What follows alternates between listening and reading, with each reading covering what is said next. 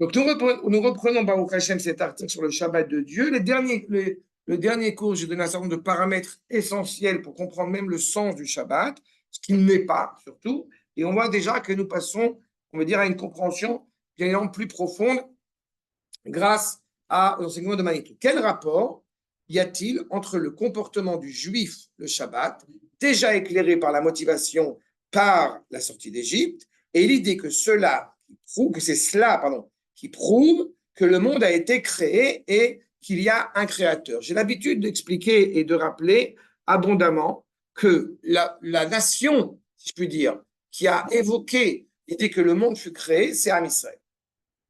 Aujourd'hui, c'est une évidence pour le monde entier. Il faut toujours avoir en tête que la première, je dirais, idée, la première personne à avoir évoqué cette idée que le monde fut créé, c'est Abraham, et par la suite, donc, le Ham Israël. Aux yeux de toutes les traditions dans le monde, comme j'ai coutume de le rappeler, le monde est une transformation. Il n'y a pas eu de création, le monde a toujours eu lieu. Aujourd'hui, c'est un fait établi que le monde a été créé. Quelle que soit la réalité, explosion d'étoiles, est-ce que vous voulez, Bing Bang, machin et tout, mais le monde a été créé, c'est un fait établi. Comme de manière que la Terre est elliptique, c'est un fait établi à 98%. Et les 2% de mahométains tordus qui essaient de renouveler l'idée que la Terre est plate. Bon, c'est pas grave. Mais l'idée que, encore une fois, on voit une première motivation, et c'est pas un hasard si Manitou a mis ça dans cet ordre-là, c'est la sortie d'Égypte. La première chose qui est évoquée, c'est la sortie d'Égypte. Et c'est par la sortie d'Égypte qu'est évoquée la notion de création du monde, qu'il y a un créateur au monde, qui peut sembler étrange.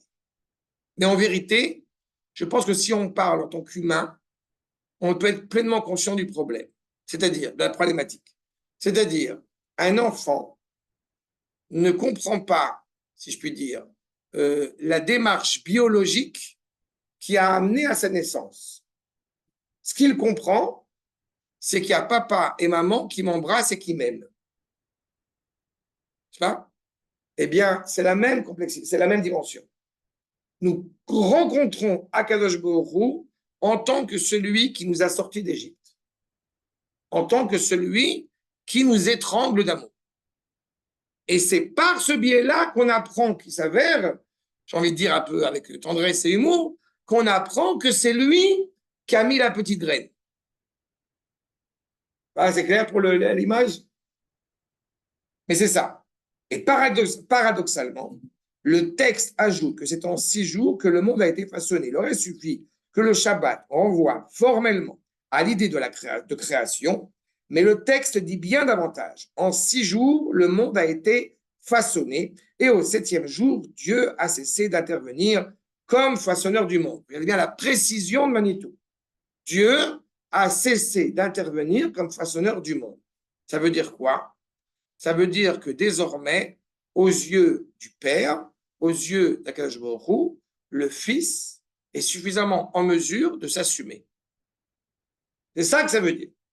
Pas il n'y a pas de, je reprends mon image, il n'y a pas de plus grande bénédiction que d'avoir un fils, comme on dit aujourd'hui, qui n'est pas Tanguy. Vous connaissez cette expression de Tanguy qui est devenu maintenant un Tanguy. Exactement. Qui a 30 ans, 35 ans, etc. 35 ans. Il est avec sa femme, ses enfants, ses petits-enfants. Ça va? C'est exactement la problématique. Certains le regrettent. Non. À partir du moment où, justement, Akadosh Baruch Hu a cessé d'intervenir de manière directe dans le processus de la création, c'est parce que l'homme est en mesure, clairement, de compléter de s'assumer, de compléter ce qui lui incombe. Nous sommes bien mal à l'aise lorsque nous entendons dire en français les 6 jours de la création. Pourquoi on est mal à l'aise? Parce qu'en hébreu, ça n'existe pas. On parle de Maaseh Bereshit, Shishet Yemei Maaseh, le parachèvement de l'œuvre. Mais en aucune manière, nous ne parlons de 6 jours. Je me permets d'attirer votre attention sur le fait que quand nous parlons de 6 jours de la création, même en français, pour le rendre le plus évident que ce soit, nous avons un réel problème sémantique. Pourquoi? Parce que jusqu'au troisième jour, le soleil et la lune n'existent pas. C'est une évidence telle que ce serait tellement ridicule d'essayer de comparer la science à la Torah en disant, oui, mais quand même, la Torah dit que le monde a été créé en 6 jours. Oui, mais d'abord et avant tout, rien ne dit que le monde a été créé en 6 jours, le monde a été créé en 6 étapes. Ensuite, le processus de la Bereshit n'est pas en aucun cas de nous dépeindre le processus d'évolution. Le processus de la Torah nous dépeint ce pourquoi le monde a été créé. D'accord? Et cette notion de 6 jours, j'insiste, si on comprend le sens obvi du verset, alors on ne pourrait pas entendre 6 jours de 24 heures, puisque le soleil et la lune, qui sont les seuls référentiels du temps qui ont réellement un sens, n'existent pas encore. D'accord? Justement. Oh, éphémère. Non. Non, non, non, non. Quelque chose à durée, mais ce n'est pas l'objectif de la Torah. Comment tu vas traduire Bereshit? Je suis très heureux de ta remarque. C'est pas vrai. C'est pas le verset. Non, non, c'est très important. Il n'y a pas écrit Bereshit, écrit Bereshit. C'est pour, non, c'est pour. Yaakov Avinu a travaillé 7 ans, Rachel. Donc, Bishvil Rachel, pour Rachel. L'objectif de la Torah, ce n'est pas en aucun cas de nous dépeindre comment le monde a été créé. En aucun cas. L'objectif de la Torah, à tel point même que certains de nos maîtres, dont le plus illustre, s'interrogent pourquoi est-ce que la Torah commence par Bereshit. Quel est l'intérêt de commencer la Torah par Bereshit? Qu'est-ce qu'on s'en fout que Dieu ait créé le monde? Réponse, premier Bereshit. Pour que le monde entier comprenne bien que le jour où ils vont dire vous avez volé la terre des Indiens, eh bien, on pourra leur dire c'est pas vrai, la terre appartient à Akash Borou, il a donné à celui qu'il estime être juste de la voie. Premier Bereshit, Rashi, directement à l'ONU, Shem. Ben, on leur dit, Dani Danon leur a dit plusieurs fois, l'ambassadrice d'Israël en Angleterre, elle leur a dit plusieurs fois. Quelle est la nuance s'il avait dit Béatrala? On aurait dit Bareshit. Bereshit, c'est-à-dire Bishvil Reshit. Pour ce qui est appelé Reshit. Pour le Reshit. Maintenant, c'est quoi Reshit? En tant que nation, c'est Israël. Israël est appelé Reshit. Reshit Agoïm. Israël a même anticipé la création du monde. La pensée d'Israël a précédé la création du monde. Maintenant, je vous ajoute, puisque je suis là-dessus, je vais quand même dire encore un point. Bereshit, bara, Elohim, et Hashamaim, Betaretz, bara, c'est un singulier. Elohim, c'est un pluriel. On parle de Shamaim. Shamaim, c'est quoi? Ce n'est en aucun cas le ciel au grand désarroi de l'hébreu moderne. Ce qu'on a au-dessus de notre tête, ça s'appelle en hébreu Rakia. Ce n'est pas Shamaim. Donc, c'est quoi Shamaim? C'est là où il est à Kadosh Baruch Hu. Il est où? Là-bas. Où là-bas? Là-bas. Où tout est neuf, où tout est sauvage. C'est pas vrai. Ça, c'est les chansons de Goldman. Aval et Haaretz, c'est quoi? Il n'y a pas encore de terre. Donc, pourquoi est-ce qu'on parle de Haaretz? On en parle, il y a écrit une terre, écrit la terre. En réalité, c'est l'élément fondamental de la dimension matérielle qui est exprimé par le biais de ce mot Eretz. Et le fondement même de la dimension spirituelle qui est évoqué par le mot Shamaim. C'est là où sont les malachim, les anges tutélaires. Et juste après, on dit quoi? Ve haaretz aïta tovavo. En disant aïta, on n'a pas dit nieta, on a dit aïta. Ça veut dire qu'avant Bereshit, il y avait une réalité. Et cette réalité, elle était tovavo. Que veut dire tovavo? En français, tohu bohu. Évidemment, tout ça, on comprend. Alors, j'ai beaucoup aimé que tu as dit sans dessus.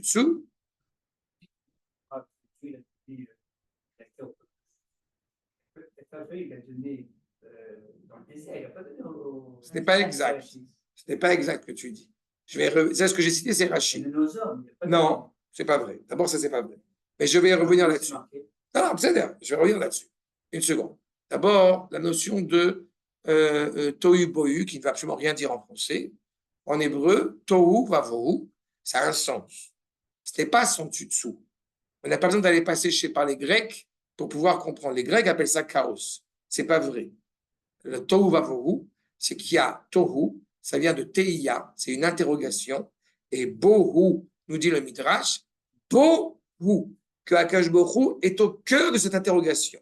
Quand Akash Borou a façonné le monde, eh bien, il lui importe, c'est tout à fait le sujet, il lui importe de donner la liberté à l'homme de se rattacher à Kadosh Borou. Donc, pendant 2000 ans de Tohu, on a une interrogation de savoir si, effectivement, le monde va être en mesure, eh bien, de se rattacher à Kadosh Borou. En réalité, de s'interroger. Quand je dis il y a une interrogation, c'est qu'on n'est même pas encore dans l'interrogation. Il faut que l'homme s'interroge. Souvent, la réponse a moins de valeur que la question. Le premier qui va réellement s'interroger, comme vous le savez, en 1948 de notre ère, c'est Abraham Avinu. Et c'est en réalité cette interrogation qu'il puise de ses aïeux, à commencer par Shem et Hever. Attends, je reviens sur la question que tu poses.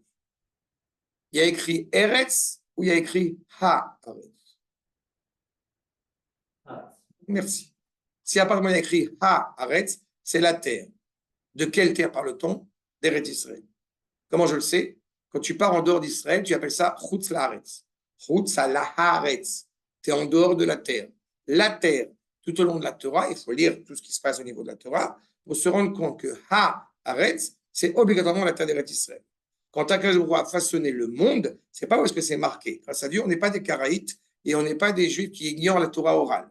Donc, on sait pertinemment le Rashi que j'ai rapporté au début de mon propos, que Adam, pour commencer, c'est Israël. C'est pas une question des hommes, c'est Adam. C'est-à-dire, les hommes, c'est le genre humain. C'est Ha-Adam, c'est l'humanité. Ce qui a été façonné, c'est Adam. Adam, c'est Israël, ainsi que cela est inscrit dans le traité de Yébamot. Mais en réalité, au-delà de la Gemara Atem Kerouim Adam, vous êtes appelé homme, alors que les nations ne sont pas appelées Adam. Là, encore une fois, le problème du français, c'est quand on dit Adam, on parle d'être humain, alors qu'au sens hébraïque du terme, Adam, c'est beaucoup plus noble que cela. Adam, c'est celui qui est doué, comme son nom l'indique, Aleph, Dalet, Mem. Dam, c'est la viande, c'est la chair humaine, la chair. Et Aleph, c'est être attaché à Akash Borou. C'est pas le Vav de Yudim, c'est Aleph, c'est Aloufo Sheolam, c'est Akadosh Borou. Et en plus, il se retrouve que le Vav et 2 Yud, Vav, ça fait 26. C'est le nom d'Akadosh Borou. Celui qui est appelé Adam, c'est celui qui est naturellement attaché à Akadosh Borou. Pourquoi est-ce que je ne parle pas des nations?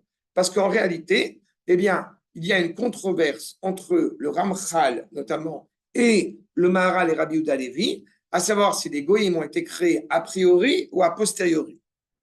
Si nous acceptons l'idée que, eh bien, ils ont été créés a priori, ça veut dire que malgré la faute du premier homme, alors il devait y avoir des goïms de toute façon. Alors, et c'est remise en question si c'est vraiment il y a une faute ou il n'y a pas de faute. Alors que quand on dit a posteriori, ce que dit notamment le Ramchal, c'est qu'en réalité, s'il n'y avait pas eu de faute, alors il n'y aurait pas eu les goïms. Et comme il y a eu la faute, donc il y a eu scission, il y a eu séparation. Et donc, tout au long de cette humanité, va se révéler celui qui est digne de s'installer sur cette terre-là où nous sommes aujourd'hui. Ce que dit Rashi, il a donné à celui qui est droit à ses yeux. Qui est droit à ses yeux? Celui qui est Yachar El, Israël. Maintenant, quand on voit toute la descendance de la famille hébraïque, bien avant qu'il y ait justement une mise en place d'Israël en tant que nation, nous avons la mise en place de personnages qui vont s'avérer dignes de ce nom et dignes de la justice. Pourquoi pas Shem? Pourquoi pas Hever? Alors qu'ils avaient tout à fait cette appartenance-là. Non, Abraham, Yitzhak et Yaakov. Donc quand tu me dis où est-ce que c'est écrit, c'est simple. Va vers la terre, virgule, que je te montrerai. Il se trouve que Abraham Avinu est allé exactement là où Akadosh Baruch Hu voulait qu'il aille. Donc, c'est la preuve qu'il est réellement Abraham. C'est clair ce que je veux vous dire? Il est rattaché à cette terre par essence. D'où il suit ça? C'est ce que je parle. Si, le Midrash te dit. Non, le Midrash. Non, bah putain. Akadosh Baruch Hu a créé. Non, ça c'est une invention de toi. C'est pas écrit dans la Torah. Akadosh Baruch Hu, il a créé Haaretz. Je répète ma question. S'il y a écrit Haaretz, c'est qu'on parle de la terre d'Israël. On l'a dit, c'est ce qui se recoupe dans toute la Torah. Quand on dit Eretz, c'est une terre, on aurait pu dire Haolam. Il n'y a pas écrit Bereshit bara Elohim et Haolam. Écrit Haaretz. C'est la terre. Donc, quand on dit la terre, on doit savoir de quelle terre on parle. Pas faire de spéculation. Et j'accepte l'idée que je crée évidemment le monde entier, les mondes, même j'ai envie de dire. Mais la base, et c'est pour ça que le Midrash va insister, il a créé d'abord Yerushalayim et il a créé le monde autour. Avec la poussière de Yerushalayim et d'Eretz Israël, il a créé le monde entier. Et la preuve, c'est que Caïn et Abel, sur quoi se disputaient-ils? Sur savoir où est-ce qu'on allait construire le Beth Amikdash. Tout ça, ce que je vous dis encore une fois, c'est l'exégèse traditionnelle. Mais le sens même obvi, je répète, du verset, il insiste là-dessus. Et comme tu me renvoies encore une fois à l'idée de savoir que Dieu a créé le monde, je réitère, et c'est tout à fait notre propos, est-ce que Akadosh Baruch Hu a créé le monde? Je m'en fous. La Torah s'en fout. Ce qui nous importe d'abord, c'est de savoir pourquoi Akadosh Baruch Hu a créé le monde. C'est le sens obvi. C'est le sens premier de la Torah. Comme je l'ai dit, Bereshit, Bishvil Reshit. Pourquoi le monde a-t-il été créé? Si tu veux, j'accepte, tout à fait. Parce qu'Akadosh Baruch Hu, il a façonné ce monde tel qu'il se révèle à nous, avec une volonté d'y résider, par amour pour la créature. Il a une volonté d'y résider. Donc, il faut une terre pour pouvoir y résider. D'accord? Mais je répète, et je sais qu'on l'a déjà souvent cité, Avram l'hébreu, parce qu'il est en référence à celui qui était installé ici à Ever, puisque au moment où Noach avait séparé le monde en trois, eh bien, le monde africain était réservé aux gens où sont chauds, Ham, il faut le rappeler, dont le fils de Ham, c'est Canaan. Le monde occidental était réservé à Yéfet, la Grèce, etc., l'esthétique, Yéfet, le Yofi. Et la Mésopotamie était réservée à Shem, par qui passe le sens de l'histoire. Il se trouve que le fils de Shem, tordu. Le petit-fils de Shem, tordu. L'arrière-petit-fils de Shem, Ever. Quelle terre va-t-il avoir Ever? La terre de Ever, qu'on va appeler Eretz Ivri. Donc Avram est en exil. Au moment où il s'exprime en Babylonie, il est en exil. Et quand il arrive en Eretz Israël, il revient à la maison. C'est clair? Donc c'est fondamental. Mais quel est le but de Dieu si Dieu crée, c'est la terre Israël qui est plus important, c'est que tout le monde était bâti autour, et la terre Dieu est un théâtre sur le monde. Si le peuple juif que la création est dans Israël. Chaque chose, chaque élément dans la création, je vais dans l'autre sens. Pourquoi est-ce que tu t'interroges sur ces différents territoires? Par exemple, je vais dans ton sens, mais tu vas comprendre où je vais. Pourquoi Akadosh Baruch Hu a-t-il créé le porc? Pourquoi est-ce qu'Akadosh Baruch Hu a-t-il créé le cochon? On n'en mange pas. Donc à quoi ça sert? Akadosh Baruch Hu a créé le cochon, la France, la Maghrébie. Tout ça, évidemment, n'est pas au même niveau. Mais il a créé tout ça pour justement que nous sachions bien distinguer ces différentes dimensions qui existent dans le monde. Le Kodesh et le Chol. Ça ne veut pas dire que dans le Chol, il n'y a pas de Kodesh ou qu'il n'y a pas Akadosh Baruch Hu, mais que nous sachions pleinement distinguer une réalité d'une autre réalité. Pourquoi est-ce qu'effectivement, certains ne comprennent pas la problématique de partir en dehors d'Eretz Israël? Parce qu'ils ne comprennent pas suffisamment, j'avoue qu'il n'est pas forcément aisé, ils ne comprennent pas suffisamment la valeur extraordinaire d'Eretz Israël. Pourquoi est-ce qu'on ne comprend pas la différence entre un juif et un non-juif, alors qu'ils ont tous les deux un nez, des yeux, etc. Parce qu'on ne comprend pas suffisamment la valeur, encore une fois, le cœur d'un Israël. Un corps humain, je réponds à ta question, un corps humain a besoin d'un cœur, de bras et de jambes. Est-ce que nous pouvons vivre sans bras? Oui. Est-ce que nous pouvons vivre sans cœur? Non. Est-ce que le monde peut vivre sans Am Israël? Non. Est-ce que le monde peut vivre sans la terre d'Israël? Non. Est-ce que le monde peut vivre sans la Torah? Non. Mais est-ce que ça rend automatiquement inutile tout ce qui n'est pas essentiel? Non. Simplement, chaque chose a sa place. Akadosh Baruch Hu a créé des réalités multiples, c'est pour ça qu'il est appelé Elohim, une réalité plurielle. Seulement, il y a un lien privilégié avec ce qui est au cœur. Comme je l'avais rappelé la dernière fois, si on avait transformé le Shabbat en jour de repos social, pourquoi serait-il si condamnable pour un non-juif de faire Shabbat? Alors c'est un jour de repos, il se repose? Non. Pourquoi? Parce que pour un non-juif, ce jour-là où il va a priori peut-être faire Shabbat, eh bien c'est de la paresse. Alors on peut s'interroger, c'est Atzlanut. On peut s'interroger. Moi qui suis juif, qui veux me reposer Shabbat, c'est pas de la paresse? Non. Parce que nous sommes en symbiose avec le sens même de la création. Et je réitère ce que j'ai dit tout à l'heure. Si les goïms ont été créés a priori, c'est pour pouvoir embellir le monde à leur niveau à eux. C'est-à-dire qu'en réalité, même s'ils ont été créés a priori, leur but, c'est de louer Israël. Ils sont là pour donner sens, pour être rattachés au cœur, comme c'était le cas à l'époque de Shlomo. Si on va selon le Ramchal, qu'ils auraient été créés a posteriori, c'est-à-dire que s'il n'y avait pas eu la faute du premier homme, il n'y aurait pas eu de Goïm, eh bien, il n'en demeure pas moins que leur seule justification d'existence, c'est de servir Israël. Servir, alors encore une fois, ne nous laissons pas aller à la connotation méprisante qu'on va trouver dans certains endroits, c'est servir au sens de permettre à Israël d'être Israël réellement. Parce qu'il y a, justement, comme dit le verset, Venivrechu becha kol mishpachot adama, au moment où Abraham se révèle comme il se doit, eh bien, il y a une répercussion de cette bénédiction sur le monde entier. Maintenant, Abraham. Gabriel, il va dire, oui, mais c'est bien plus tard. On parle de la création. Tsuyan. Ele, Toldot, Hashamaim, Vaaretz, Beibaram. Vous voyez, si on lit que la Torah telle qu'elle est écrite et qu'on ne fait pas attention, on passe à côté de l'essentiel. Et si on l'étudie en français, alors, Birchval, on a une catastrophe. Pourquoi? Parce que les engendrements, n'est-ce pas, des cieux et de la terre, Beibaram, oh, de nouveau, B, pour, Bishvil.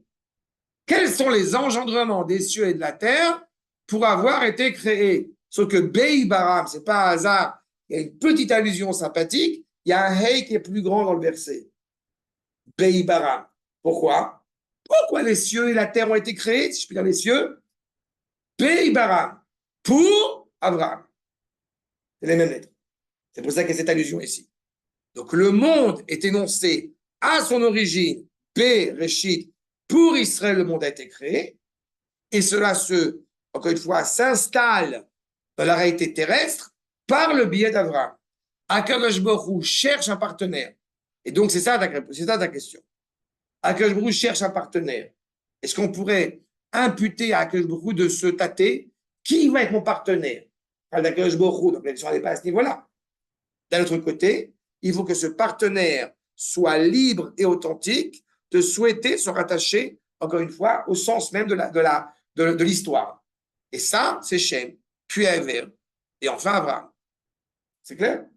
Donc, quand nous revenons ici, je répète, nous revenons à la maison. Il faut l'entendre, il faut le dire et le répéter. Les Cananéens, fils de Ham, Canaan, fils de Ham, il a son chaud, il est réduit à son instinct, Knia, il est réduit à son instinct. Il n'a qu'un seul envie, eh bien, porter préjudice au peuple de Dieu, au Fils de Dieu, celui qui comprend le sens de l'histoire. D'accord? Gabriel, c'est clair? Ça y est, c'est clair? Bien évidemment. Quand on a reçu la Torah au Sinaï, on te dit Yarda Sina Laola. La haine est descendue sur terre. Non. Oh. Les Goïms ont refusé la Torah, comme dit le Maharal, c'est la preuve de leur inadéquation à recevoir la Torah. C'est qu'une illustration d'eux. Quand le roi parle avec les Goïms disent, il y a quoi dans ta Torah? Am Israël, je vous le rappelle, on n'avait parlé de ça du viol, de cet acte qui pouvait apparaître terrible, mais qui incombait à Akadosh Baruch Hu, qui ne pouvait pas répudier son épouse. Le Am Israël n'a qu'un seul souhait, rencontrer le roi face à face. La différence des Goïms. Et à la preuve, c'est que quand Akadosh Baruch Hu, il va se présenter aux Goïms pour leur proposer la Torah, et que les Goïms vont dire, il y a quoi dans ta Torah? Et que Akadosh Baruch Hu va leur répondre, justement, là où il faute, tu n'assassineras point. Mais non, mais toute ma vie, c'est l'assassinat. Il n'y a pas que ça dans la Torah. Il aurait pu choisir d'autres choses. Non. Il a choisi exactement là le défaut qui est intrinsèque à la nation en question pour pouvoir montrer à quel point ils ne sont pas en corrélation, ils ne sont pas en rapport à la Torah. Ils le seront, mais pas pour le moment. Puisque la Torah, là, encore une fois, elle ne s'inscrit pas à 613 mitzvot, mais 620 mitzvot. 613 plus 7. C'est pas 7 mitzvot Bnei Noach et 613 pour nous. C'est clair? Mais les 7, elles sont déjà dans les 6. Elles sont déjà inscrites, bien évidemment. Mais Et en fait, elles sont toutes inscrites dans. il y a des nuances. Mais il y a des nuances. Oui, non, il y a des nuances. Il y a des nuances parce que, par exemple, manger un animal vivant, c'est pas la même chose si tu manges une huître ou tu manges, je sais pas quoi. Non. Voilà. Bon. Que l'huître, c'est la chnouna. Déjà, il a eu la volonté Hachem de créer d'abord les On goïms. dit la chnouna, c'est la chnouna, vous mettez le citron, ils appellent ça la chnouna. C'est le truc qui bouge comme ça. Déjà, Hachem, il a eu la volonté de créer les goïms d'abord. Donc déjà, on avait nos clients. Donc déjà, on était plus tranquille. Non, mais de toute façon, ils ont été créés après la scission entre Adam, justement, et l'humanité. L'humanité, c'est Ha-Adam, et Israël, c'est Adam. Hein? Quand je dis Israël, c'est pas justement Adam. C'est pas le sens humain du terme. C'est l'entité hébraïque. D'accord? Nous sommes le Fils de Dieu. Attends, si je disais je suis le Fils de Dieu, c'est le moment où il faut me foutre dehors. D'accord? Je ne suis pas le Fils de Dieu. Voilà, que Dieu préserve. D'accord? Mais c'est clair, c'est le problème problématique. Et encore une fois, Akash Borou, c'est pour ça que je suis très pointilleux là-dessus, parce que quand on voit la Torah en hébreu, alors quand on voit un singulier, vous croyez qu'on parle à un individu, et quand on voit parler à un pluriel, on parle à plusieurs personnes. C'est pas vrai. Quand on utilise dans la Torah un singulier, c'est qu'on parle justement au peuple dans son ensemble. Et en l'occurrence, Anochi Hashem, Elohecha, pas Elohechem. Je suis ton Dieu. À qui on parle? Au Ham Israël. Et quand on dit justement Elohechem, c'est qu'on prend en considération les différents individus qui constituent le peuple juif. Et là, c'est au niveau individuel. Adam, c'est un Israël. Goy, c'est une entité. C'est un corps. On a reçu la Torah, Goy Echad. Nefesh Echad. On est une seule entité. C'est pas les sionistes qui sont sortis d'Égypte, c'est le peuple juif. Voilà. Donc c'est ça. En 6 jours, donc je reprends. C'est bon, c'est clair? Nous sommes bien mal à l'aise, comme on a dit. Nous sommes habitués, oui, pardon, cette expression n'existe pas du tout dans le vocabulaire hébraïque. Nous sommes habitués, depuis Bergson, par exemple, à l'idée d'une évolution créatrice, c'est-à-dire continuer. Il y a un élan vital. Est-ce que nous avons confiance dans la Torah d'ouverture, la Torah d'évolution? Oui. Est-ce que nous pensons comme Darwin? Non. Je sais pas. Darwin, il a utilisé cette idée pour pouvoir essayer de justifier le fait qu'un homme se comporte comme un singe. Nous sommes les enfants d'Abraham, Isaac et Yaakov, pas du singe. Chacun ses ascendants.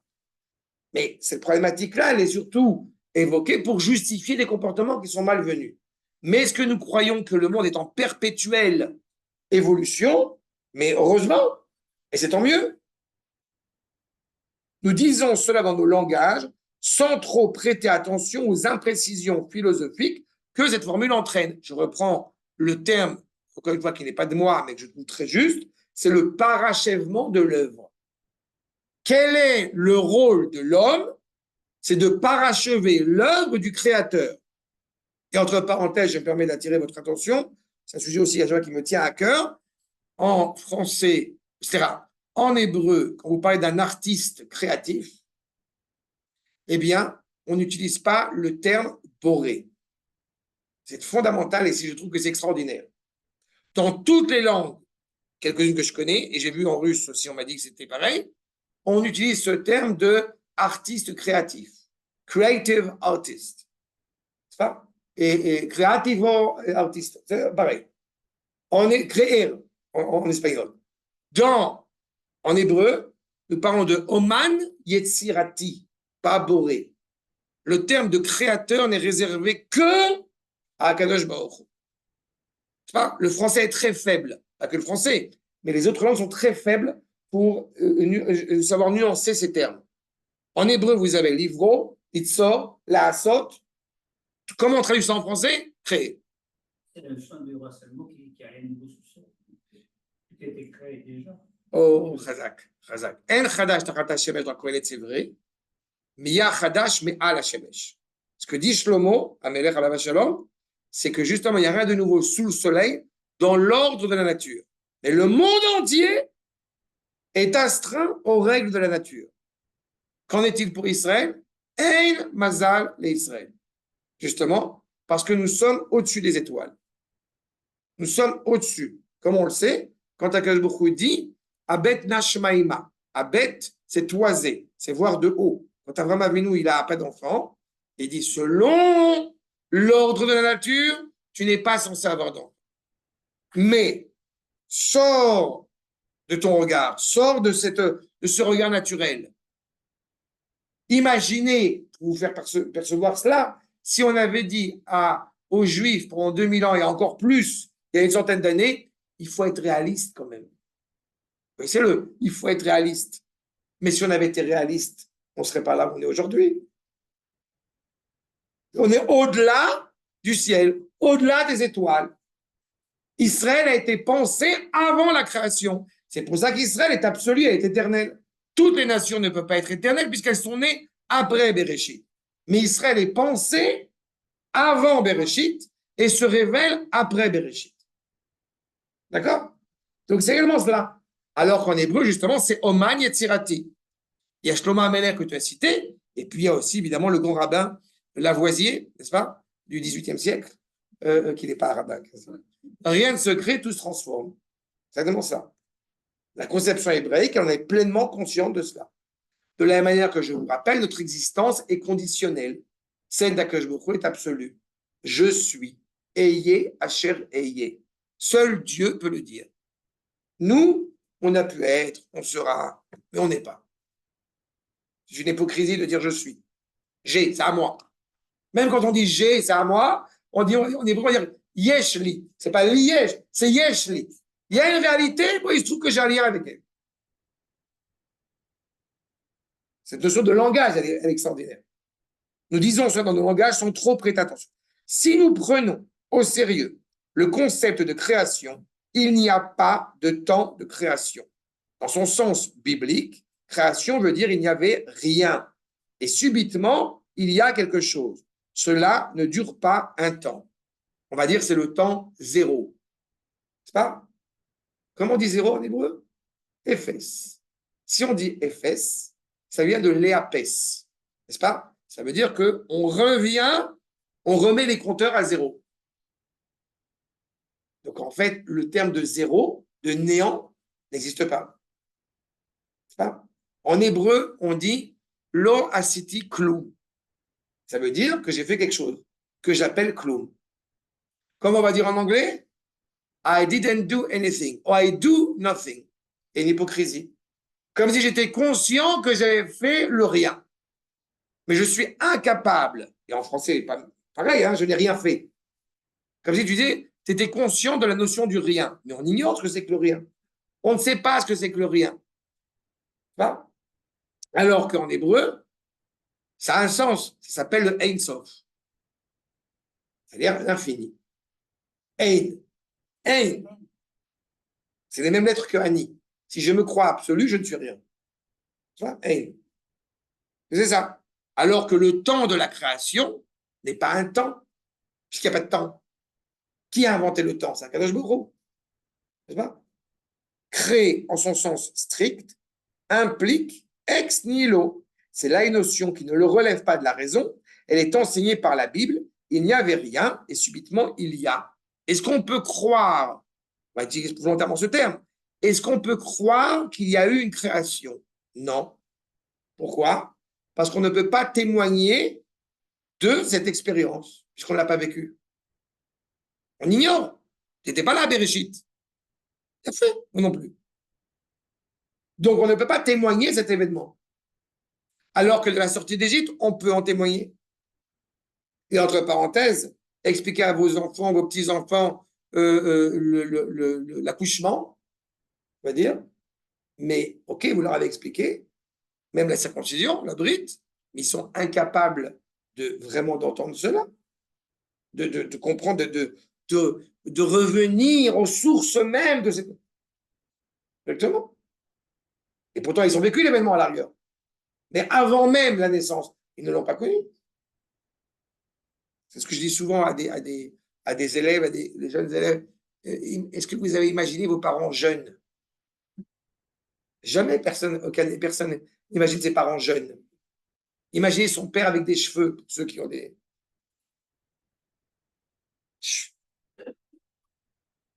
Voilà, c'est pas possible. C'est ça, mais les écrits, c'est que ça, justement, ça passe par l'intellect. Je te retrace quelque chose d'intellectuel, mais c'est pas quelque chose qui relève de l'expérience vécue. Alors que la sortie d'Égypte, c'est l'expérience vécue. C'est pas? Lorsque la Bible parle de création, elle dit au commencement, Dieu avait créé. Créer, cela veut dire l'apparition à l'être de ce que sera le monde. Disait M. Neher, quand on dit Bereshit, on est déjà dans la création. On est déjà là en tant qu'homme. C'est pas? Parce qu'on est là, parce qu'on le prononce. Il n'y a pas 6 jours de la création. Encore une fois, cette expression n'existe pas en hébreu. Nous avons par contre Sheshet Yemei Amaase, les 6 jours de l'œuvre, les 6 étapes de l'œuvre. Et comme tu m'as fait la remarque tout à l'heure, tu as tout à fait raison, c'est Yom Echad, tu n'as pas dit Yom Rishon. Ajoute, pourquoi est-ce qu'il est nécessaire de créer le monde en 10 paroles? Tu ne peux pas le créer en une seule parole? Il a dit, il a dit, il a fait. Parce que justement, l'objectif, comme dira le Midrash, c'est de les accoter, de rendre méritants les justes. Je ne cherche pas un serviteur, je cherche un partenaire. C'est ce que dit Akadosh Baruch Hu. Et quand j'ai dit tout à l'heure Haïta, que la terre était avant Bereshit, Eretz Haïta Tovavu, il y a eu des terres, des mondes que Akadosh Baruch Hu a façonnés avant le nôtre, qui ont été construits et qui ont été détruits. Pourquoi détruits? Parce qu'ils n'ont pas su mener à succès le projet divin. Ça voudrait dire quoi? Que je pourrais faire des erreurs? Non. Mais je vais utiliser un terme un peu plus clair. Akadosh Baruch Hu, excusez-moi de le dire comme ça, Akadosh Baruch Hu, il a un dilemme. D'accord? Il y a un vrai problème. C'est que si effectivement je crée un robot, j'ai gagné. Il fait tout ce que je lui dis. Sauf que il n'est pas partenaire. Il est robot. Et si je crée un être libre, totalement déconnecté de moi, bah, j'ai une chance sur 2 qu'il parte en vrille. Ce que je veux, c'est façonner Adam, un homme. C'est ça la difficulté. Donc avant, ça n'a pas marché. D'accord? Mais maintenant, nous sommes assurés que ça marche. La preuve, c'est qu'Akadosh Baruch Hu a assumé son Shabbat. Donc l'homme est en mesure d'assumer cette finalité. L'œuvre du commencement. Mais il n'y a nulle part, dans aucune tradition talmudique ou midrashique, ni chez les commentateurs, l'idée que Dieu a créé le monde en 6 jours. Dieu a créé le monde, point. En ce monde tel qu'il était, dans l'état de chaos originel, du choc de l'apparition de l'être, a été façonné, modelé pendant 6 jours. Ce sont là 2 catégories nettement différentes. D'accord? C'est clair sur ce point? Par l'alliance du Shabbat, l'homme s'engage à être en comportement de simulation, au sens non pas d'imitation de quelque chose qui a déjà eu lieu, mais de préfiguration, de préparation d'un devenir, de préparation du monde à venir. Tout part de Shabbat. Tout arrive à Shabbat. Pourquoi Shabbat serait-il une préfiguration? Notre objectif, puisque je reprends mon propos, notre objectif n'est pas un homme totalement déconnecté d'Akadosh Baruch Hu, ni un homme qui serait le Tanguy, pour reprendre l'exemple de tout à l'heure. Notre objectif, c'est que l'homme, notre objectif, c'est que l'homme et Akadosh Baruch Hu existent tous les deux face à face, en parallèle, en intimité. Qu'est-ce qui nous assure cela? Le Shabbat. Le Shabbat est une préfiguration de ce monde à venir. D'accord? Je vous rappelle, si Akadosh Baruch Hu est pleinement présent, on ne fait rien. Et vous avez dans certains milieux, comme ça, cette idée que Dieu est pourvoira. Donc, tu vas à la guerre, tu vas à l'armée, Hachem va nous aider. Et vous avez l'autre qui dit, non, enlève-moi Dieu. Ça suffit à Kadosh Baruch Hu. C'est nous. D'accord? Sans que vous avez cité une fois cette remarque que j'avais diffusé en réaction à ce qui avait été dit sur Facebook quand il y a 1 an ou 2, qu'il y avait l'Iran qui avait balancé des bombes et qu'il y avait ceux qui ont dit merci aux ingénieurs et d'autres merci à Dieu. Et moi, j'avais dit merci à Akadosh Baruch Hu d'avoir donné un esprit éclairé aux ingénieurs. C'est un peu le cours qu'on a eu ce matin avec Yoda, où on a évoqué le libre arbitre, carrément. Tout à fait, tout à fait. Bon, il y avait des mecs qui contestaient, je connais un, c'est clair. Moi, j'aurais préféré ne pas avoir le libre. Tu es comme le Rambam. Moi, j'aurais préféré qu'il dise ça. C'est ce que dit le Rambam. Non, c'est ce que dit le Rambam. C'est ce que dit le Rambam, qu'en réalité, le libre arbitre n'est pas forcément une bonne chose pour l'homme parce que quelque part, il l'empêche de pouvoir s'élever plus facilement.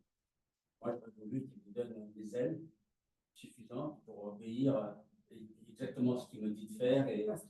Oui, mais ça ne plaît pas. Tu dis ça à court terme. À long terme, non. Non. À court terme, ça plaît. À long terme, ça ne plaît pas. Le court terme me suffit. Oui. Adam Arishon, c'est ce qui lui, a priori, a été proposé, parce qu'il y avait libre arbitre, mais il pouvait être aiguillé vers le bien. Il a dit, je veux élaborer par ma propre thèse à moi. Dans la même conception, tu as des hommes, par exemple, qui sont très contents qu'à chaque mot qui sort de leur bouche, leur femme, elle leur dit, oh, c'est beau, mon chéri, je t'aime, tu es tellement beau. Voilà. Mais en réalité, à long terme, c'est saoulant.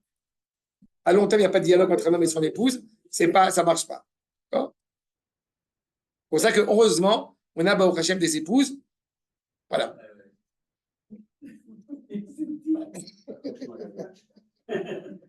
C'est là. Mais c'est clairement la problématique. C'est une préfiguration. Nous parlons de rencontre. Je répète, c'est que je est présent pleinement, on n'a pas sa place. Et si on est présent pleinement, on dit à Akadosh Baruch Hu, attends. Donc, il faut un équilibre. L'équilibre est impossible pendant les 6 premiers jours, alors qu'il est révélé le jour du Shabbat. Or, c'est un grand principe des commandements de la Torah. La Torah est d'abord et avant tout la Torah de Dieu. Elle n'est pas seulement donnée par Dieu, elle est sa Torah. Les bénédictions du matin, on le dit à chaque fois, Nathan est Torato, c'est sa Torah à lui.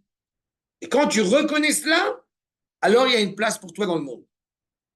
Et bien pas seulement une place qui est souhaitée, qui est voulue par Akadosh Baruch. C'est comme si, par exemple, on mangeait une pomme et on ne fait pas de bénédiction. Tu vois ça, on est des voleurs. D'accord. Akadosh Baruch est-il intéressé à ce que nous mangions la pomme? Oui, sans aucun doute, sans aucune hésitation. Il veut qu'on mange la pomme, il veut qu'on kiffe la pomme. Seulement, si tu manges la pomme sans avoir dit, je reconnais que c'est toi, dans ta grande merveille, toi, roi du monde, qui a créé ce fruit pour moi, bah, c'est du vol. Sauf si on dit ça.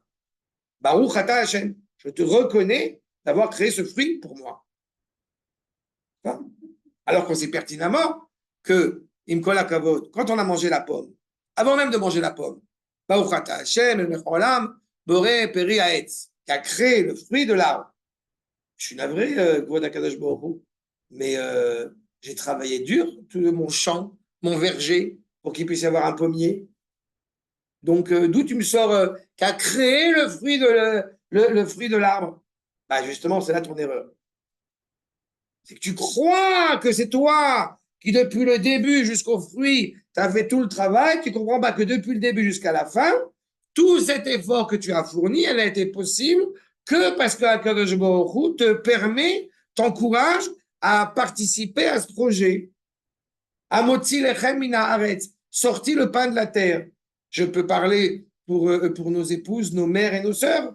Quand elles font la chala, le Shabbat, c'est pas le pain, il sort pas tout seul. Hop, c'est merveilleux. Il a fallu le bosser, il a fallu le boxer un peu. C'est exactement ça. Ce parachèvement de l'œuvre. Mais c'est d'abord sa Torah. À la limite, comme dit le Midrash, la Torah que Dieu observe. En d'autres termes, tout se passe comme si lorsque Dieu révèle sa Torah, il nous révèle la structure de son identité pour autant que nous puissions la connaître. D'accord? C'est-à-dire, comme dit le Midrash, Akadosh Baruch Hu met les tefillin. Akadosh Baruch Hu met le talit. Akadosh Baruch Hu mange kasher. On pourrait apporter n'importe quel sacrifice sur le mont du temple. Non, on apporte des animaux cachers. Et pourtant, il y a une petite indication qui m'amuse beaucoup, c'est que quand on amène un volatile et que nous voulons le sacrifier, nous faisons ce qu'on appelle la melika, c'est-à-dire avec l'ongle, on lui fait la shrita. Le Kohen fait la shrita, vous savez, il a l'ongle, il ne joue pas de la guitare, il a l'ongle, et il fait la shrita du volatile. Si jamais on mangeait, on prenait un poulet et qu'on avait un ongle et qu'on fait la shrita avec ce poulet, le poulet est taref. On n'a pas le droit de le consommer. Il faut que ce soit le couteau comme il se doit. Ça se rappelle la shrita. Alors que quand nous parlons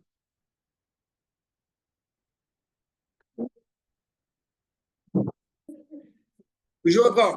Quand on a le poulet, on doit prendre le couteau. Quand on prend le volatile, la colombe sur l'autel, alors on fait avec l'ongle.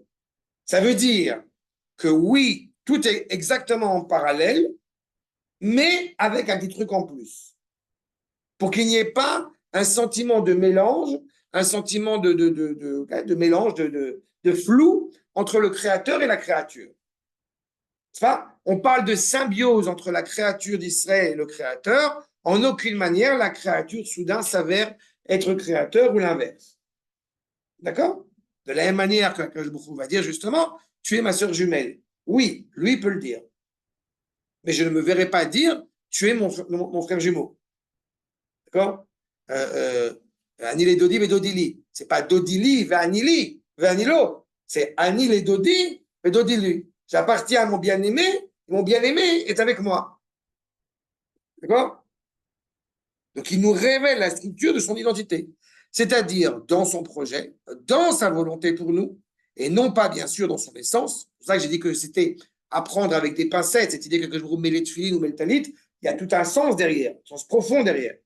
Mais on ne peut pas toucher l'essence d'Akadosh Baruch Hu. On touche le peignoir, on touche ce qu'on appelle en hébreu le chalouk, on touche la tunique royale. Torah de Dieu, aussi l'on peut dire, carte d'identité de Dieu. Et donc, carte d'identité de l'homme en imitation. La Bible est essentiellement notre carte d'identité. Phrase essentielle. Qu'est-ce que c'est que le Tanakh? C'est la charte d'identité nationale d'Am Israël. Qu'est-ce que c'est que la Torah? J'ai coutume de dire que ce n'est pas un livre d'histoire. La Torah n'a pour but que de nous livrer, que de nous révéler comment est-ce que Akash Baruch Hu se révèle dans l'histoire. Avec les bons événements, c'est plus que notice. Parce que quand tu dis notice, il y a cette notion de mode d'emploi pour pouvoir agir. C'est ce qui m'ennuie dans certains milieux en disant que la Torah, c'est la halakha. C'est pas vrai. La Torah, c'est pas la halakha. Il y a des halakhot qui sortent de la Torah, mais on en a besoin, on ne peut y accéder que par l'intervention de la Torah orale. La Torah n'est pas là pour nous livrer la halakha. La Torah est pour livrer, eh bien, une modulation, une manière d'être. Et la manière d'être fidèle au Créateur. Akadosh Baruch Hu a façonné l'homme à son image. Et pas l'homme a fait Dieu à son image. Pas Betsalmo, Betavnito. Il y a un modèle. Quel est le modèle souhaité par Akadosh Baruch Hu? Réponse, c'est Am Israël. À tel point que durant les Mekoubalim, tu veux voir Akadosh Baruch Hu, tu veux voir le visage d'Akadosh Baruch Hu, eh bien, tu vas au Kotel, au mois de Elul. Quand on voit tout l'Am Israël qui est là ensemble avec force. Je me permettrai d'ajouter, vous voulez voir Akadosh Baruch Hu, vous allez au Tekes Kubta à Bet Shean. Quand les soldats, ils sont tous là avec leur famille et ils ont reçu le béret, n'est-ce pas? Voilà. Ça, c'est mon ajout personnel. C'est pas dans le Midrash. Mais, pardon? Ah, parce qu'il y a dans la Bet Shean. Non, il y a plusieurs endroits, mais notamment il y a Bet Shean. Pour les Givati, je crois. C'est pour ça que je dis Bet Shean. Mais il y a au Kotel, il y a. Bon. D'accord? À chaque fois que j'accompagnais mes élèves soldats, que ce soit au début à Tel HaShomer et quand j'ai pu aller au Tekes Kunta, donc à Beth-Sharan ou à Jérusalem ou ailleurs, en général, je pleure. Bon, j'ai des ailes qui viennent me consoler dans les bras. Oui, c'est ça, je souffre comment ça? D'un amour des soldats aigu. C'est très, j'essaie de me soigner, mais ça ne marche pas. Socrate enseigne, connais-toi toi-même. Il est vrai que ça. Le projet proposé à l'homme en général est très difficile. Se connaître soi-même. C'est quoi me connaître moi-même? C'est quoi Atzmi? On dit les Rachamim, Etzem, Atzelem, Eloi, Shebi. C'est quoi Atzmi? C'est ça. Mais l'autre, en fait, c'est toi. Mais c'est l'essence même du projet divin que tu portes en toi. Qu'est-ce qu'on appelle le projet divin? Comme j'ai coutume de l'expliquer dans maintes et maintes de mes cours, Akadosh Baruch Hu, c'est pas juste un bridou. Tu vois? Donc, en aucune manière, chacun d'entre nous n'est pas une partie de Dieu. On n'a pas pris Akadosh Baruch Hu au saucisson, juste un bridou. Hein? Non. Qu'est-ce qu'on a fait? Chacun d'entre nous porte en lui un sceau, une partie de la révélation, de la volonté d'Akadosh Baruch Hu que chacun d'entre nous porte en nous et qui est essentiel pour réussir ce projet. D'accord? C'est ça. Lorsque nous, Israël, nous lisons la Bible, c'est notre carte d'identité que nous déchiffrons. Elle est décrite, formulée, à un tout autre registre que celui de notre vie individuelle, sans que jamais, cependant, ni moi, ni lui, avec un L majuscule bien évidemment, en soyons absents. C'est comme si, ça m'a toujours beaucoup amusé, c'est comme si on faisait un cours de bouddhisme. Alors, on va faire un cours de bouddhisme à des gens qui ne sont ni extrêmes orientaux, ni connaisseurs en bouddhisme. Qu'est-ce qu'on va être obligé de faire? On va être obligé de traduire dans une mentalité, dans une langue que l'autre est en mesure d'entendre. Mais est-ce que cet autre qui va être en mesure d'entendre, eh bien, ce qu'il va entendre, est-il fidèle à la tradition bouddhiste? Je veux penser que non. Parce qu'il y a ça m'a toujours beaucoup amusé, je me rappelle à la fac en littérature, quand on disait qu'il fallait se déconnecter du sujet étudié. Il fallait qu'il y ait vraiment une scission, pardon, pour mieux le pénétrer, genre qu'il soit bien coupé du sujet. Et combien de fois ça m'a amusé de voir des gens qui ont des vrais problèmes avec eux-mêmes, psychologiques, donc ils se la jouent, comme on dit, avec, que genre ils sont coupés du sujet. Et quand vous avez l'assimilation du judaïsme algérien, thèse écrite par Jean-Christophe Aboutboul, vous comprenez d'où ça vient, sa volonté d'étudier l'assimilation algérienne du judaïsme algérien. C'est qu'il s'appelle Jean-Christophe Aboutboul. Ça n'existe pas, c'est juste un exemple pour vous dire Et vous voyez l'idée, on n'est jamais coupé du sujet qu'on étudie. Soyons objectifs. Mais non, on parle de Torah. Je suis juif, donc je parle de Torah avec l'amour et le lien qui me rattache à la Torah. Parle de tes parents objectivement parlant. C'est pas possible. Et d'un autre côté, la Torah, elle s'adresse à moi, l'authentique moi. Elle ne s'adresse pas à Christian, elle ne s'adresse pas à Mahmoud, elle s'adresse à David. En admettant que David soit juif. Mais c'est l'idée. Nous lisons dans les Téhilim, la Torah de Dieu est une image pure, parfaite, absolument. Elle nous rend l'âme. Elle est là, elle donne sens à nous-mêmes. Combien de fois Manitou a pu dire cet enseignement que je trouve extraordinaire? Quand vous avez un problème avec un verset, avec quand vous avez un problème sur ce qui vous semble être immoral du point de vue du verset, c'est vous qui avez un problème, c'est pas le verset qui a un problème. C'est ça. Mais c'est exactement ça. Combien de fois j'ai répété, est-ce que c'est problématique de tuer un enfant? Selon qui tu parles? Il faut se replacer dans le contexte, encore une fois, hébraïque. On a le droit de ne pas être d'accord, mais on ne peut pas dire la Torah ne dit pas ça. Ou alors montre-le-moi. Et pareil par rapport à Shabbat, ou par rapport à je ne sais que, la cacheroute que vous voulez. Elle fait de nous un être, une personne qui est quelqu'un qui dit je, qui est autre que la chose qui n'est que cela. Et aujourd'hui, cette semaine, j'ai essayé d'expliquer aux soldats où j'enseigne qui sont sur la voie de la conversion ce que c'est que le peuple choisi, le peuple élu, Amanifrav, comme j'ai dit. Quand vous avez quelqu'un qui vous dit mais qui vous êtes, j'en pose de dire on est le peuple choisi. Mais tu sais de qui tu parles toi quand tu dis qui vous êtes? C'est Akash Baruch qui nous a choisis, c'est pas moi qui me suis choisi. Ou celui qui va dire non mais on est tous choisis. Mais tu connais Akash Baruch pour pouvoir parler en son nom. Nous on peut. Comment je le sais? Parce que Akash Baruch l'a dit. Il a dit à Ishayahu, il a dit à Malachi. Donc il a dit Nefesh est le premier terme dont la Bible se sert pour nous dévoiler l'incognito du projet de Dieu, pour faire de la créature quelqu'un qui pourra dire « je », une personne, un sujet destiné à tenter l'imitation du Créateur. Toute notre histoire est un apprentissage à devenir comme lui, non pas lui, mais comme lui. Eitem Kedoshim et Ani Kadosh. Je t'en prie, Ken. Cette idée de dire... Oui. Exactement. Il est masqué pour notre bien à nous. Comme je dis, s'il est pleinement présent, tu ne peux pas agir.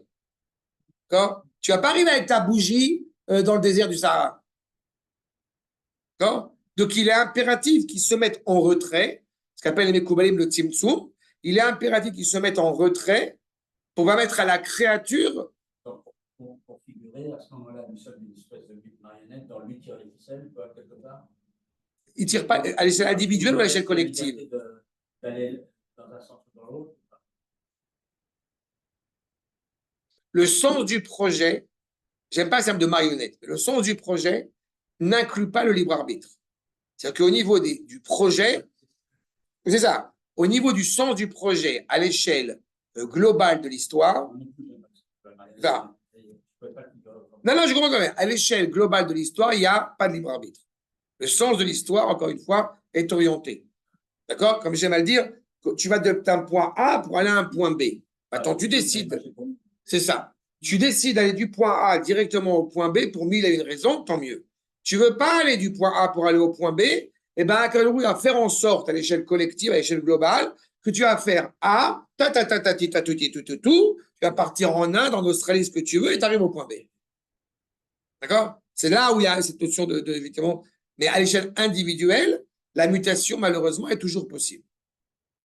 La mutation d'identité est toujours possible. C'est est-ce que tu vas faire partie du projet, toi, tes enfants, tes petits-enfants. Mais à l'échelle globale, il n'y a pas de question. C'est ça qui m'intéresse plus que le projet. C'est ça, bien sûr. Mais c'est ça. Il faut découper les deux parties du verset. Soyez saints en tant qu'homme, parce que je suis saint en tant que Dieu. Dit Rabbi Nachman, Akash Baruch veut s'amuser avec Am Israël. Et qu'il puisse s'amuser avec Am Israël, il faut qu'on soit à la hauteur de l'amusement. Akash Baruch veut jouer au football avec nous.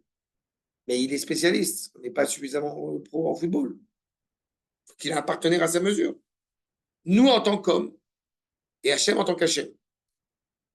Une fois, on évoquait le Rav Cherki tout à l'heure, je parle de ça il y a 25 ans, il y a 30 ans, où j'ai demandé au Rav Cherki, mais si Akash Baruch est parfait, pourquoi il a besoin de nous? Ouais, il y a 30 ans, je me rappelle jusqu'à aujourd'hui. Eh bien, le Rav Cherki m'avait dit, il manque quelque chose à Akash Baruch. Qu'est-ce qui manque à Akash Baruch? L'imperfection. Nous venons compléter Akash Baruch grâce à notre imperfection. Bon, depuis que le Rav Cherki m'a dit ça il y a 30 ans, j'ai un petit peu étudié. Qu'est-ce qu'il appelle imperfection? C'est la perfectibilité constante. Vous savez pas comment tu... C'est lui prêter des attentions qui sont un petit peu... à quoi tu joues? Non, c'est ça, c'est un jeu. C'est un jeu, parfois c'est un jeu. Akash Baruch se met dans cette situation comme si... Évidemment, Akash Baruch n'a pas besoin de nous. Mais ce qu'appelle le Rav Cherki imperfection, en réalité, c'est la perfectibilité constante. On appelle B'Lashon HaKodesh Ishtalmut Matmedet. C'est le Rav Kook. C'est la complétion renouvelée au constant. D'accord? Vous vous rappelez, c'est quelque chose d'extraordinaire, justement, qui rentre dans cette notion-là, qu'on a évoqué un petit peu par rapport au 6e, 7e et 8e jour la semaine dernière. La notion du temps, telle qu'elle est fixée, telle qu'elle est indiquée en hébreu, vous avez une conception linéaire, dans le monde occidental, par exemple, passé, présent, futur. Vous avez la conception cyclique, circulaire, qui est l'Extrême-Orient, qui ne mène à rien, qui aurait été, c'est vers le zéro. Et la conception hébraïque, elle est solilunaire. C'est-à-dire qu'en réalité, elle est sinusoïdale. C'est en fait une réalité qui est constamment en train d'avancer. C'est pas la droite, c'est pas le cercle, c'est la rencontre des deux. Ce qu'on appelle aussi El Shaddai. Shaddai, Pi, 314. C'est ça. C'est la rencontre, on est rattaché à Akadosh Baruch Hu dans une rencontre qui évolue chaque jour, chaque année, chaque mois, un peu plus. C'est clair sur ce point? C'est la conception hébraïque. On avance. Le monde a un sens. Nous sommes appelés à tout un apprentissage d'imitation et par là, nous préparons par simulation déjà ce que sera notre identité du monde à venir. Je reprends la notion de jeu que tu as évoquée. Si on n'a pas cette assurance-là, alors nous sommes dans l'absurde. Vous avez entendu parler de Sisyphe, n'est-ce pas? Le monde de Sisyphe, il traite un mythe, le mythe de Sisyphe, il porte des pierres sur son dos, qui sont extrêmement lourdes. Il arrive en haut de la montagne pour découvrir qu'en réalité, eh bien, il est au pied d'une montagne encore supérieure. Et c'est quelque chose qui est infini comme ça. En gros, c'est une souffrance catastrophique. On a quelque chose qui y ressemble, mais qui n'est pas du tout la même chose.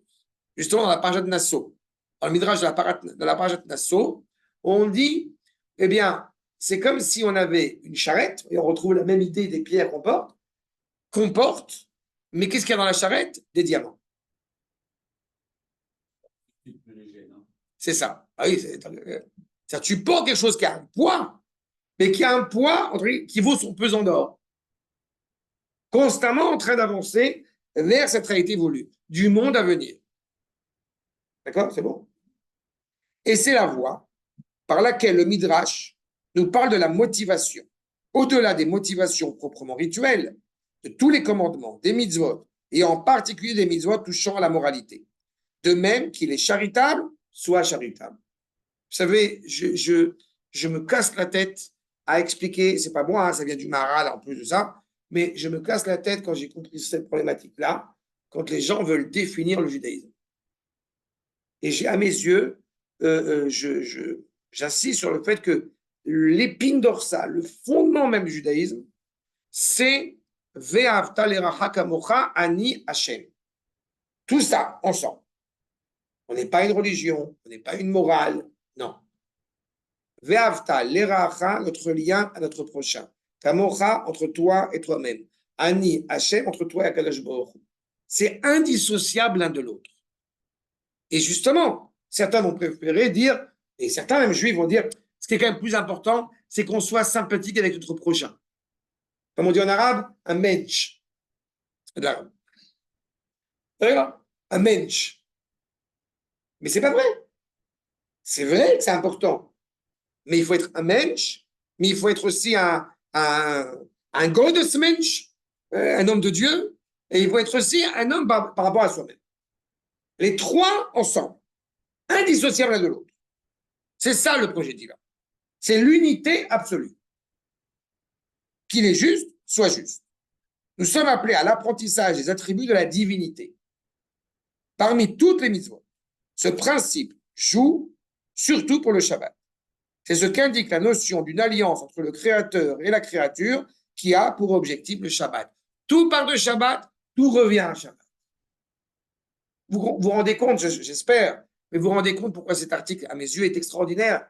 Parce qu'on sort de ce carcan, comme on l'a indiqué la dernière fois, on sort de ce carcan où le Shabbat serait une suite de lois qu'on fait dès qu'on ne fait pas, comment on met la plata, quand on met la plata. Je ne dis pas que ce n'est pas important que Dieu préserve la plata et comment est-ce qu'elle est organisée, mais c'est la résultante de tout ça.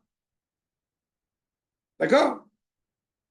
L'idée se trouve en filigrane dans l'enseignement talmudique sur les comportements du Shabbat. Il peut se résumer ainsi. Dans le monde de Dieu, il n'y a pas de place pour l'homme. L'absolu de l'être de Dieu fait que l'idée de l'existence de l'homme au sein du monde de Dieu est un non-sens. L'imperfection n'a pas sa place dans un monde parfait. Encore une fois, la perfection au sens hébraïque du terme, pas au sens grec ni rien, n'est-ce pas? C'est ça. Là, oui, mais tu as compris, la notice, c'est pas seulement ce que tu fais, mais ce que tu es.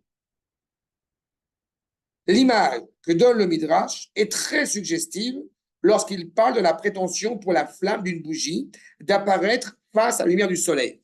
J'ai dit quoi? La bougie dans le Sahara. Dans la lumière du soleil, la bougie n'existe pas. Elle n'existe, comme disent les Chassidim, que dans l'anéantissement de l'être. C'est une manière d'exister, une manière d'être. Mais ce n'est pas le projet du Créateur. On vit dans l'obscurité, donc on a besoin de lumière. Et ce n'est pas l'idéal du projet du Créateur. C'est l'obscurité, c'est le tzimtzum, c'est le retrait d'Akadosh Baruch Hu en partie. Comme disait Rabbi Nachman, vous avez une pièce vide, comment vous la remplissez? Certains vont dire avec du sable. D'autres vont dire, tu as éteint la lumière. Ou tu as allumé la lumière. Mais en réalité, la pièce, elle n'est pas vide. Elle est déjà remplie de la présence d'Akadosh Baruch Hu. Les étangs sont très magnifiques là. C'est à quel point le regard de l'homme est capable de percevoir ce qui n'est pas perceptible.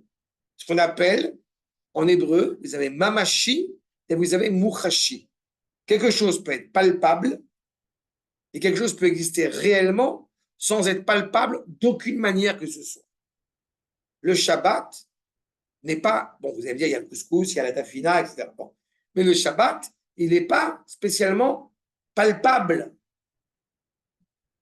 mais il est vécu. D'accord?